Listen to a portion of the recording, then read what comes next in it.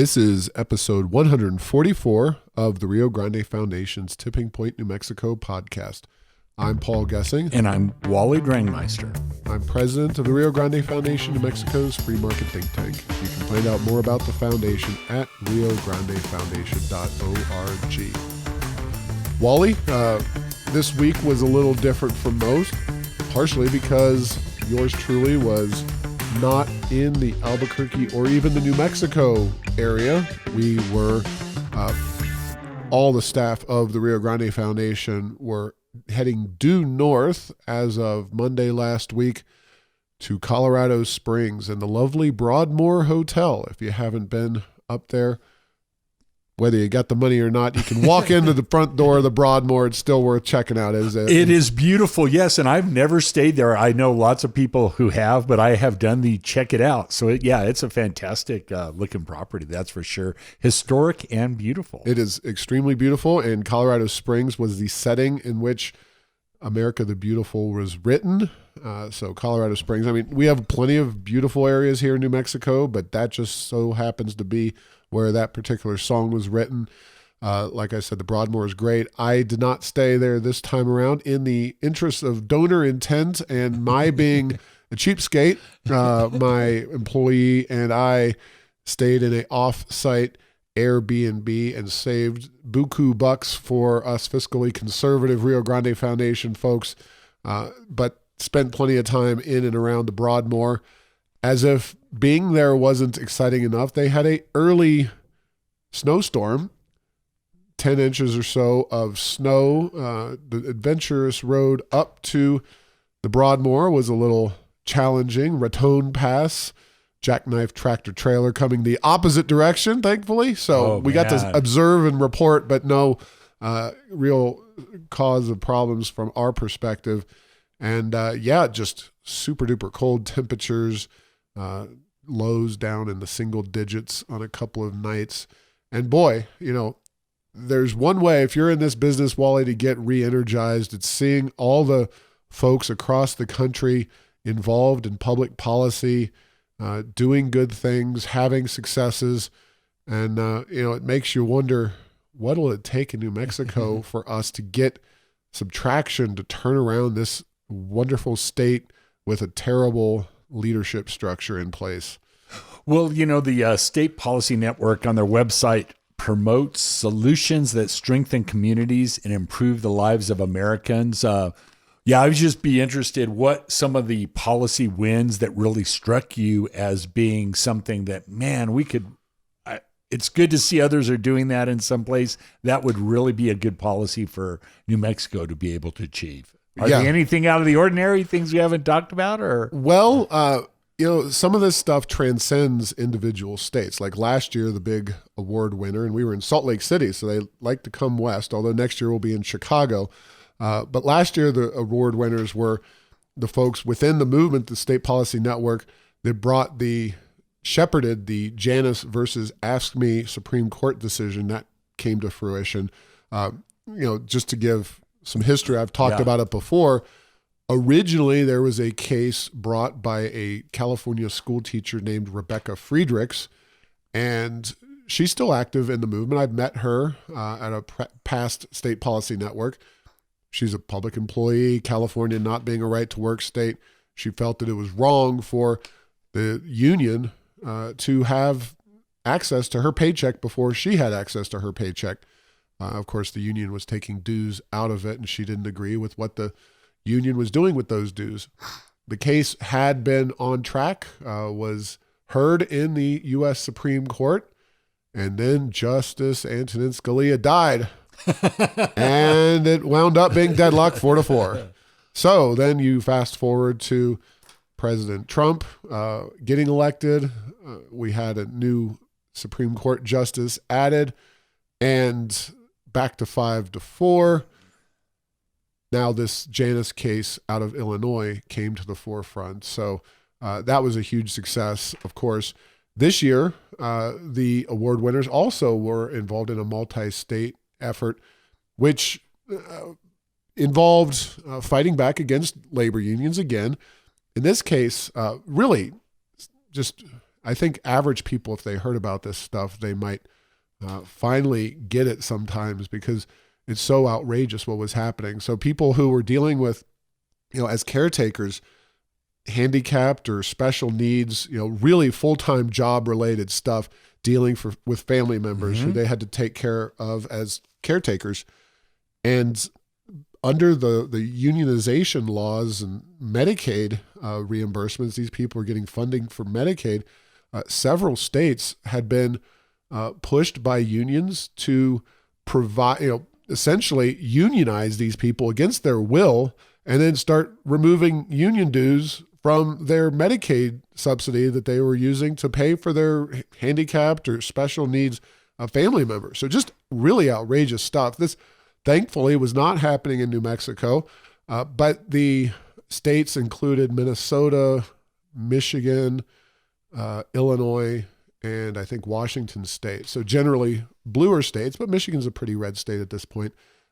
Regardless, bad policy doesn't necessarily come out of one political party or the other. So these folks, again, thanks to President Trump, got a executive order to change the approach of the federal government. And I'm not well versed on the ins and outs of the way it was all done, but the Trump administration revised the rules to essentially prohibit the deduction of these dues without, the people being interested or wanting to join a union at all. So it's just a continuing battle against bigger government around our country. No, and that's interesting when you put it that way, is that, yes, the federal government has rights to your pay before you do, with withholding law and federal income tax, Social Security. State governments typically have that right. Yeah, and to have a third party that has their hand in your pocket involuntarily for the first dollar of income, yeah, pretty striking. So that is an interesting one, and I'm with you.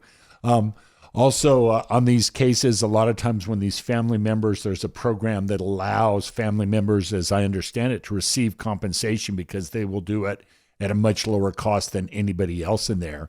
But then to have union dues forced out of that system, that I can see why that would strike many as not necessarily the proper way to go about conducting business. Yeah, and one of, more on a state-specific level, because that is really what the state think tanks are all about, is changing state policy. But so often you have to work with all levels of government to get the changes taken care of.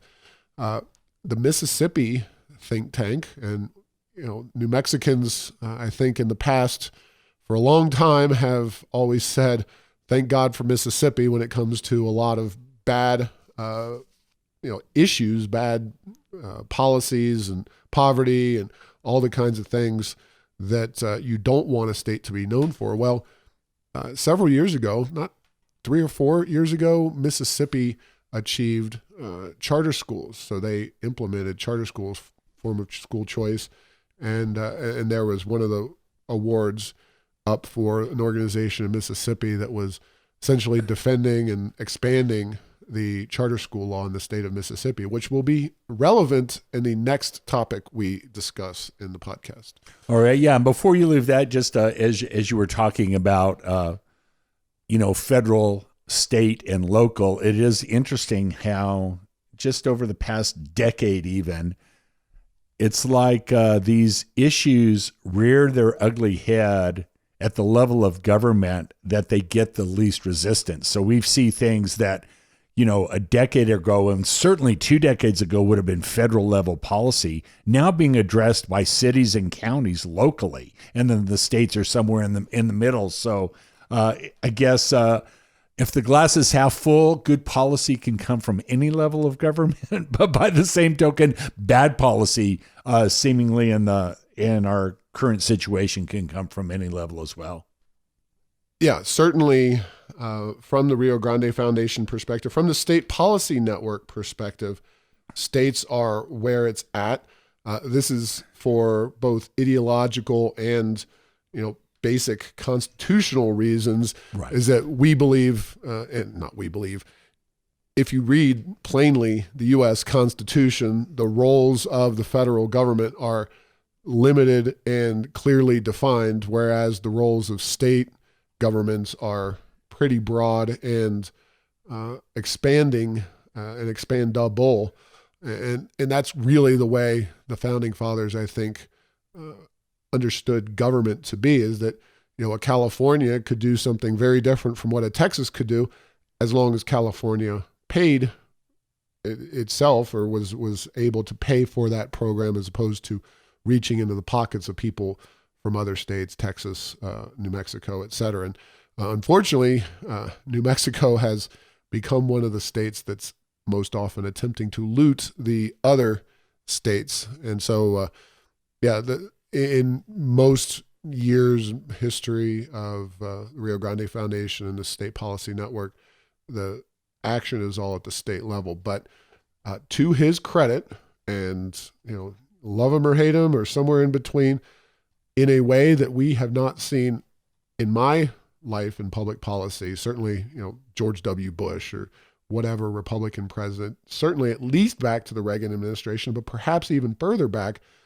Trump has been willing to use the levers of government available to him to administratively peel back a lot of outrageous government policies that have been put in place over the years, whether it's Obama or some other prior president.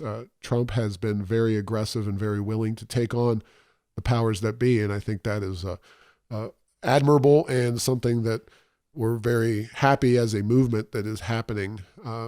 It should be state level policy that's really driving the train, not the federal government.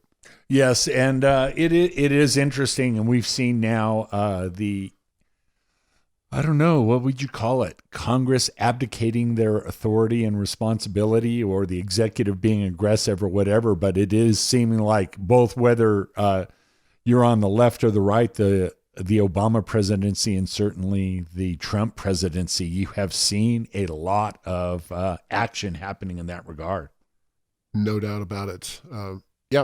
Well, Congress has long abdicated its authority, and the administration, whatever it is, has long been gaining more responsibility and more power. And whether that's good or bad or indifferent, I personally think it's a bad thing, but I'm glad that Trump is pushing back against the overweening use of federal policy to expand government, at least. Well, and you said something that is I don't want to let drop, in that a plain reading of the Constitution. Well, it is interesting what constitutional law has gotten to.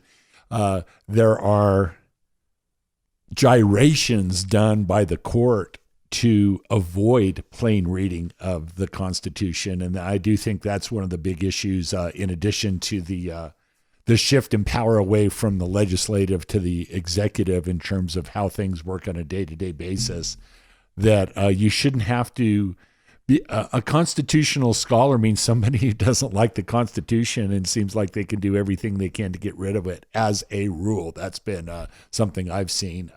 Had some great speakers at the Rio Grande Foundation talking about that. The most recent one that I can remember, Christina Sandifer, Cornerstone of Liberty, talking about some issues related to that. But, this whole thing about a plain reading, pretty uncommon, and we're getting the results of that. So I don't know what the end game of that is. Is everything going to be done by the Supreme Court and by the executive branch, and Congress will just fade away? That's certainly been the trend for the past decade.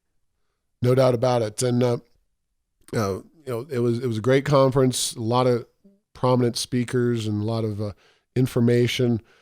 Again, we're all independent organizations at State Policy Network. Some of us are more traditionally conservative. Some of us have a religious bent, like one of the think tanks out of Utah and the think tank out of Alabama, as you might imagine. Others are more in the libertarian line of things. A lot of Western think tanks, including, I would say, the Goldwater Institute, Colorado's Independence Institute, and right here in New Mexico, the Rio Grande Foundation. So all independent, taking economic liberty issues on and really trying to beat back the overwhelming tendency for government to grow and for liberty to recede. It's an issue that we're dealing with. And of course, I just mentioned the Mississippi think tank and the success they've had in expanding school choice. Of course, New Mexico does have a charter school law, but New Mexico has a lot of problems, and its education system continues to be among the most challenged in the entire country. And the National Assessment of Educational Progress data have just been published for, this is the entire country. It's called nationsreportcard.gov. You can go look at the gold standard, really, in terms of where states are amongst themselves. Now, this is purely performance-based. There's no consideration of socioeconomic or race or other issues. This is how a representative sample of students in a particular state compare against representative samples of students in other states in the areas of fourth grade reading. Now, that is a critical one, and perhaps the critical area. Fourth grade mathematics. In eighth grade, both subjects, as well as science and writing, and then you have 12th grade. But we can't go through every single area of this report and this new 2019 data, but what we can do is show how New Mexico has a very, very long way to go in terms of improving student outcomes. Fourth grade reading, which the line that we brought to Governor Martinez and that we think still holds is that if you're not reading by fourth grade, chances are you're going to be sitting in front of a social studies textbook, a word problem in math, a science textbook. Any other form of learning really requires you to be able to read by fourth grade. So fourth grade reading is critical, and New Mexico, second from the very bottom in fourth grade reading. And more concerning, I think, is that New Mexico is really not seeing a great deal of progress over the years in terms of its outcomes in all of these subjects. Now, this admittedly is during the Martinez administration. Some of her reforms were better than others, but largely she was stifled and stymied in her reforms, and I think even held back in terms of actually proposing significant reforms like school choice. She never really did anything to improve school choice. Now, in the area of mathematics, fourth grade math, the New Mexico level state average is below every other state besides Alabama. So we're consistent, and we're right between Louisiana and Alabama in fourth grade mathematics. And unfortunately, while you could go through all of these, go up to grade 8, look at how eighth graders are performing in New Mexico in the area of math, we're still very far down at the bottom. And this was addressed in the media this week. The report itself is definitely worth a careful look, going through some of the problems and challenges of New Mexico and its lack of improvement. That's really what it's all about. It's not that New Mexico is among the lowest states. It's that New Mexico's results are not growing significantly. So if you look at, and all this, there's a dashboard, and it's a great tool, and I'm kind of trying to work my way through this tool because some of the information is so incredibly useful. We did see a small jump in fourth graders going from 2017, a score of 229, to 2019, 231. But back in 2015, they were at 231, and at 2013, they were at 232, close to 233 for math. And you can go through all of these and see whether we're progressing or not and how much we're progressing, all the way back to the early 90s when this test really got going. And unfortunately, in the area of fourth grade reading, such a critical aspect of this report, we were at in 2017, we're at 208. 2019, we're at 208. That was a little improvement over past years, but we also had better results in prior years as well. So definitely encourage you to go to nationsreportcard.gov, look through New Mexico's profile, compare it to other states. You can look at jurisdictions, even local districts, et cetera.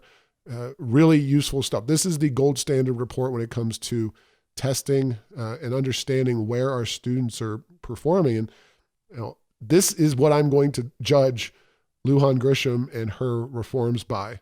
If in 8 years she has not moved the needle with all the new spending she's got, I will consider her administration a failure on education reform. Well, and Paul, looking at the report, have you studied it enough? There's a few concepts in here, and one of them is there's this concept of proficient, basic, and advanced. And my thought is, I don't know what your thought is, having read this, looked at it. Proficient seems like it's the best benchmark to use. Proficient is basic.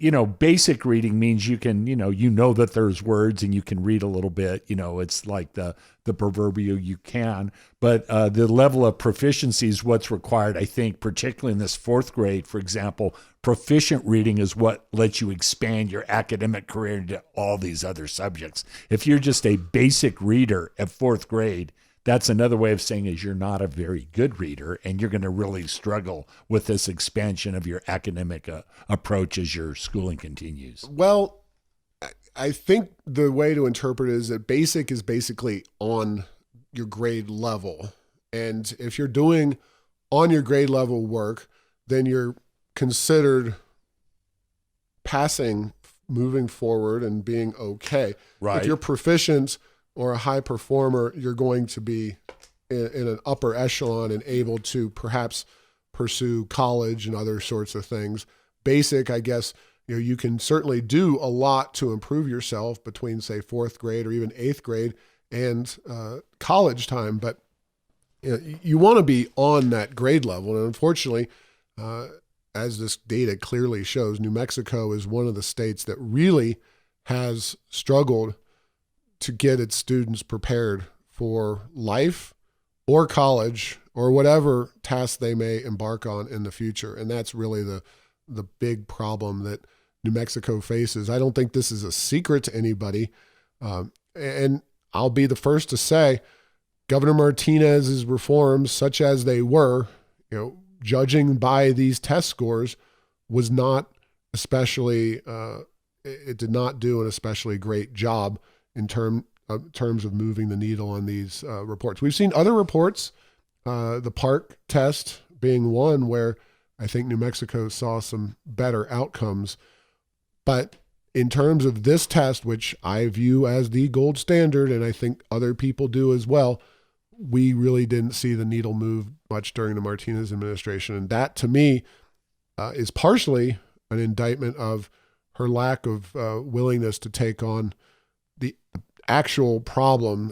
Getting the government schools to move and change is a real problem. You're going to encounter very significant political opposition on that.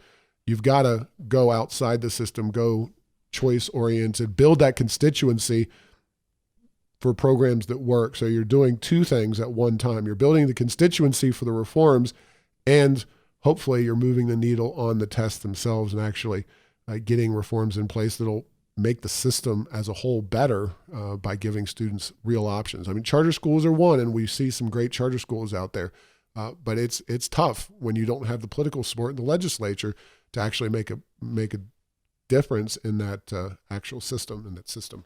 Well, and when you talk about a constituency for reform, another way I've thought about it over the years is a constituency for improvement or for achievement. If you just look, what you hear about on a daily basis is what the stock market's doing and what happened with the sports team, whether it be, local, state, national, international sports. These numbers, yes, New Mexico is used to being at bottoms of lists, but I do think there's not necessarily a constituency for the idea that not only we can, but we will improve in this area. it seems like there's this resignation. And as I've gone to various conferences over the years, including one from Leadership New Mexico a number of years ago, they talked about the role of principals and the leaders of schools and their expectation for learning, how important that is. And it's interesting. Everyone would wish it was otherwise. You could put some magic system. There's an app for that would make it happen. But there is this expectation factor that I think is, if to the extent that correlates to the policy factor, it's that expectation of that we can and we will do better in helping children achieve education. So that's how my 2 cents worth on it. And like you say, it doesn't surprise me, but as I've been around New Mexico really my whole life, that's the one thing. It's the old phrase, whether you think you can or you think you can't, you're probably right. And that seems like, as trite as that little saying is, that is a bit of what New Mexico has gotten themselves into. It's that expectation of, nothing we're going to do is going to make it any better. So let's, these policies and all of this stuff that we argue and fight about, let's just quit doing testing. We'll be happy and everything will go along and be fine. Not proven to be the case. Totally agree with you, Wally, in terms of the mentality being so important. And I do believe that there's no reason, and the data shows there's no reason, no matter your background, no matter your income level, all children can learn. But principals are one group, parents are another group, other family members, because often other family members are involved in the raising of children. The expectation needs to change. And one of the things that I think is the chicken or the egg situation that we have here in New Mexico is that because of our relative lack of a private sector, you don't have the voice at the table and the voice in the legislature of the business community in a way that you have in many other states, where the business groups go up there to Santa Fe and say, hey, we need people who are proficient in these skills, who are trained to work for our businesses. Government's a very different animal. And yeah, Sandia Labs, Los Alamos Labs, they require trained people as well, but quite honestly, much different trained people. You don't just go to New Mexico schools and find all the nuclear scientists you need. They're used to going across the country and recruiting those people and bringing them back down here to New Mexico, whereas businesses are much more inclined to rely on the local workforce and the training that's already available in the schools. And until we have a workforce that can kind of flex its muscles, or a business community that can kind of flex its muscles and really push the education system, push for better results politically and kind of culturally, that is going to be a challenging discussion to have, and it's something that frustrates us at the Rio Grande Foundation tremendously. Well, and so we don't leave this segment on a total downer, which, as you were talking, I found my shoulders slumping lower and lower to where I was going to have to look up at my microphone. One of the things that is encouraging to me is that if you look back over the past decade, there are schools in New Mexico that their demographics and the students who go there, the situation of their families, there's many negatives, and yet certain schools have managed to do very well by their students. And, I think it's a question of, at some point, along with that expectation thing, about looking at the successes, as meager and small as they are, as inspiration towards the larger system, as opposed to possibly starting at the other side of the coin. Because our failure, we understand that in many splendid technicolor ways, but sometimes the successes, I think that there's not enough attention paid to the ones that have happened across the state. Well, we're not going to leave education completely, Wally, because there's more. There's more. Another Yazzie lawsuit has been filed. Yazzie is, of course... No, it's the same Yazzie who filed the original Yazzie. I think the lawsuit is different, but the Yazzie is the same Yazzie. Okay, there we go. That was one of those. Who's on first? So, yeah, very, very complicated. The news story I'm looking at comes from New Mexico In Depth, October 30th, 2019. This woman, Wilhelmina Yazzie, she's the lead plaintiff. She has 2 high schoolers in the Gallup-McKinley School District. And this is all about adequacy. And it's kind of funny, Wally, because we at the Rio Grande Foundation have always maintained that the spending we have in New Mexico public schools is not just adequate, but more than adequate. Mm-hmm. In fact, in 2019, the schools received, New Mexico public schools, an infusion of $446 million in additional money above and beyond what they already had, which led to was a 16% increase in the budget of the schools across the state. And yet, the schools, Gallup-McKinley, were widely perceived by this woman, Yazzie, as insufficient, not an adequate education. Now, we've said that the system is not adequate. The educational product is not adequate. The scores from the NAEP test are not adequate. But that doesn't mean that throwing more money at the situation is going to make for adequacy. Now, I will say that to take a deeply troubled government institution of any size or scope and to turn it around within a calendar year is probably not going to happen. So I question the timing and rapidity of yet another lawsuit about the adequacy of the schools, because that money does take time to filter through the system and actually reach reforms that are going to be put into place. The fact is, however, that the debate is entirely centered around the wrong things, not about a system that functions, that educates our children, but about more money. And until we have a real conversation about the adequacy of the system and the way it works, as opposed to money, we're not going to solve the problem. We're having the wrong discussion. So there you have it, Wally. Well, and if I've learned one thing in producing and participating in 144 podcasts, is that there have been many guests over Tipping Point, New Mexico podcasts that have talked about the dubious relationship between spending and achievement in education. Another way of saying it is, if more spending always equaled better outcomes, then you'd say that is the problem. But what we're saying is that if you have a system that's not working and you don't make the fundamental reforms that are necessary to help that system to achieve better results, putting more money into it maybe not counterproductive, although you could argue at some point maybe more money would actually cause outcomes to be worse.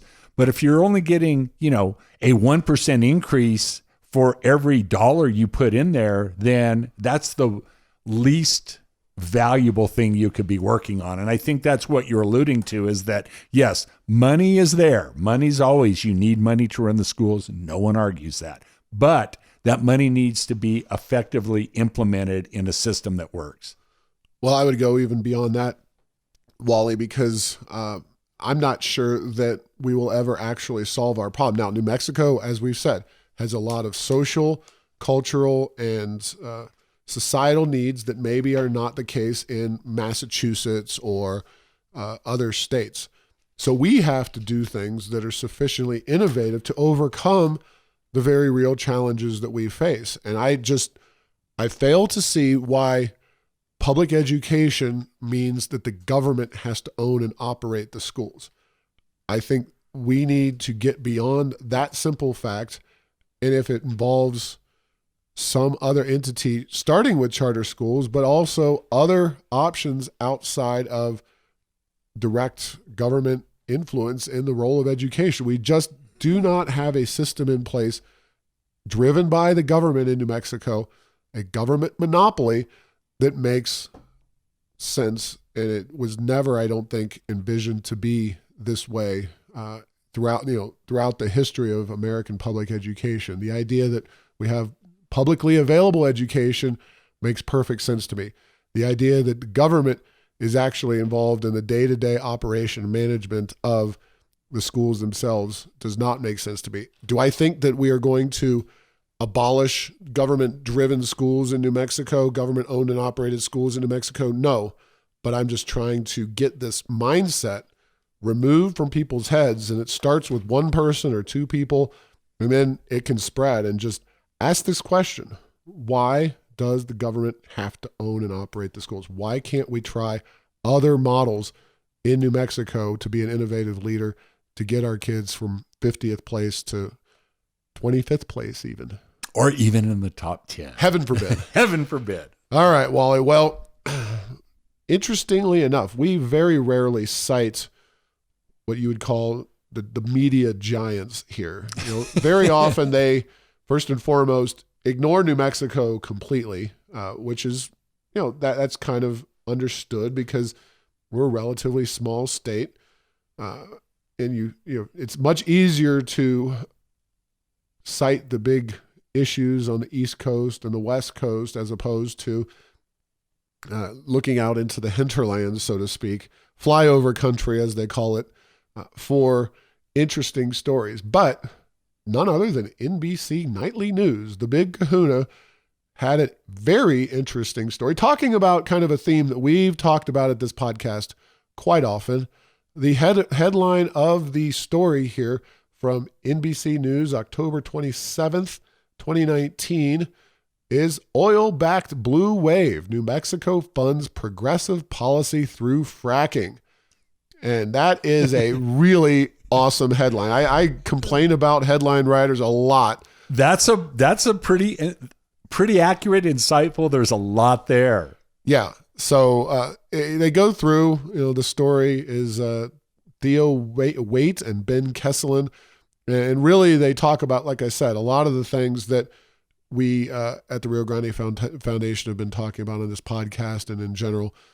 Gun control legislation, raising the minimum wage, reducing marijuana penalties, spending more on education, now the elimination of tuition. And you've got that debate between young people who idealistically think we should just abandon carbon-based fuels tomorrow, and those same young people who the idea of free college education seems really darn neat to them. And so they quote a number of folks, including State Senator Antoinette Cedillo Lopez, who, of course, sponsored a bill to ban fracking for a period of time in New Mexico. And she, as you might imagine, comes down on the side of, well, forget all that progressive policy funded by the oil. We should get rid of the oil and just live a very impoverished lifestyle. Austere. Yes. Austerity, yes. I believe the Washington Post used that in a headline about a recently deceased ISIS leader. Yes. Yes. So, and then there's a number of other folks, including Namoga's Ryan Flynn, talking about the great melding of the oil and gas industry and its profits and the money it's generating, as well as the state's budget. And, I like a lot of what Namoga does. I like a lot of what Ryan Flynn talks about, and I think he's right in general. But it does frustrate me a little bit that the oil and gas people are so willing to see the proceeds, or at least some of the proceeds produced by their industry, flushed into the toilet of progressive left-wing policy. So, but he essentially is all for this. He wants the Lujan Grisham administration and others to be as hooked on oil and gas as they possibly can be. Exactly. And, there was a thing during the economic downturn about too big to fail. So I believe oil has probably achieved that in New Mexico right now. If oil fails, New Mexico fails. And is it Lopez Cedillo, the anti-fracking? Cedillo Lopez. Cedillo yes. Lopez. Sorry, I got the wrong order. My apologies. Sincerely, is that you get rid of here's how much new oil would be produced without fracking. Really zero. It's not an optional process. And so is she just there basically like some of the national politicians that throw things out like the Green New Deal that don't really believe it, but just necessarily using it as a political foil? Because the reality comes is, think of what the Yazzie lawsuit wouldn't have two nickels to rub together to even consider putting more money into education without massive tax increases that would tend to slow down an economy and actually probably make the problem worse. So we have this interesting place where, unlike a lot of other places, progressives will have to either learn to live with oil and gas to the point where they don't kill it, or they're going to face the consequences that are just, I think, profound as maybe the bare minimum. It's probably going to be a lot stronger than even that word would indicate if you're going to actually shut this industry down in our lifetime. A couple of great quotes from this NBC News piece. Denise Fort, she is described as a emeritus professor at the University of New Mexico who specializes in environmental and natural resources law. She is quoted as saying that New Mexico is punch drunk on the riches from oil and gas, which I think that is a fair assessment. She'd say if you picked up the newspaper or heard a speech by the governor, you would think everybody thinks the industry is the greatest thing to happen to the state. And the reality is that no, you have plenty of radical environmentalists who do not like the oil and gas industry, but you have plenty of people in the state who just love the money flowing through regardless of what they think of oil and gas. And I think the governor is probably in that boat. But a very interesting juxtaposition there from Professor Fort. Camilla Feibelman from the Rio Grande chapter of the Sierra Club hopes her state sobers up, according to NBC News.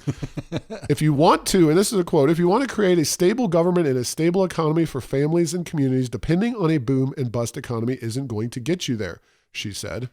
New Mexico needs to take a hard look at its economy and map a way forward that's stable, sound, green, and doesn't make false promises to our kids. Now, this is the part where, mind blown, I almost agree with the Sierra Club, because every other state, not every, but virtually every other state in the country that has a strong, prosperous economy has relied on a simple path of free markets, limited government, individual liberty, all the things that the Rio Grande Foundation promotes.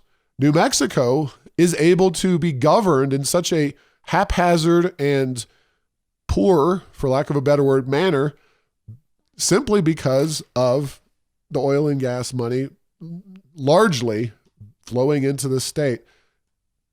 Now, has anyone ever seen anything from the Sierra Club where they come out and tout real economic reforms for the state of New Mexico? Has Sierra Club come out and supported? They comment on virtually every other thing out there. Right to work, yes. School choice. Oh, they're there on every other issue. A taxpayer's bill of rights to limit state spending. Anything that the Sierra Club has proposed outside of we just need to stop oil and gas. And so it is with great sadness that I cannot agree with the Sierra Club, although she does have a nugget, a kernel of truth there about the way New Mexico has essentially been propped up in its profligacy by oil and gas. Yeah, and that's absolutely the case. But what is interesting is this idea that get rid of oil and gas, and then this green energy will come in, and it will have the same economic fundamentals that oil and gas had. And one of the things about oil and gas is, there's these idea, the curse of energy. There's this idea that energy is somehow different, but the leverage that it brings where a very relatively small group of people have the ability to produce a fantastic amount of income and wealth from it. I just don't believe that would necessarily be the case with green energy. So we're going to need something if their dream, the Sierra Club's dream is going to have any reality, it's going to take more than windmills and solar panels. It's going to take a vibrant private sector economy. It's going to take an educated, motivated workforce. It's going to take all these other things that they don't seem to want to talk about, except maybe they've left the door open just a little bit. Maybe there's a light behind that door. Maybe it's not as dark as we think. And will they come to the point where they could support better economic policies that would actually make a difference? Let me see. I'll hold my breath as long as I can, but I don't think it'll be long enough to have that happen. Well, I just want to briefly clarify, and it's easy to fall into this little trap because, of course, New Mexico makes its money by selling oil and natural gas on the open market, whereas the wind and solar is electricity generation replacement. Yes, natural gas has been used extensively to replace coal-fired power plants. Of course, Camilla Feibelman isn't going to jump on board with natural gas because the Sierra Club now opposes that, nor do they even support nuclear energy for electricity generation. But throw that whole electric generation thing to the side and just say, what is New Mexico's economy going to look like if Senator Cedillo Lopez somehow not just banned new fracking, but banned all oil and gas tomorrow right. from It's fracking? illegal. This state would immediately start to wither away and die. It really would. There would be a vanishing number of people who would want to be in New Mexico, perhaps in the military, perhaps other government jobs, but the number of people living in this state would start to drop, I think, very quickly as poverty truly took hold in New Mexico's economy. Yeah, and then just a final thought I have, I know we're running short of time, is that all of that benefit economically to the state is contained a long way from population center in Las Cruces, Albuquerque, Santa Fe, and from major media centers. So they always act like, oh, it just happens. So if we can just keep the positives of this industry coming from afar, however that happens, while banning it, that's the best way to approach things. And it's not reality, but I do think that New Mexico might have a little easier time managing economic policy in general if oil and gas was a little closer to Santa Fe, a little closer to Albuquerque. And I don't mean conceptually, I mean physically. If it, let's make the state capital Artesia for a few years, maybe policy would look a little bit different. You got it. And we are in the midst of our city elections here across the state, especially in Albuquerque. Real quickly, a candidate, Maureen Scowron, running against Trudy Jones, received $50,000 from some out-of-state environmental groups. I was asked to comment on that for KOAT TV Channel 7. That's available at heirsoфenchantment.com as well as riograndefoundation.org. And Mayor Keller, on the city's website using city resources, has explicitly called for yes votes on the local bond issues. Throw aside legal ramifications, but government lobbying for more of our tax dollars is just wrong. It is not what is supposed to happen to use our tax dollars to lobby for more of our tax dollars. Very inappropriate. We've filed an ethics complaint. We're going to see where this goes. The ethics complaints and the issues in this local election have been hot and heavy because of the city's embarrassingly poor grasp on campaign finance laws, et cetera. So that is the latest. Make sure everybody go out and vote. This is an important election. It will really set the trajectory of where things head in 2020. Thanks for listening to this week's podcast. Make sure to get the latest edition of Tipping Point New Mexico by subscribing at Apple Podcasts, Stitcher, and Spotify.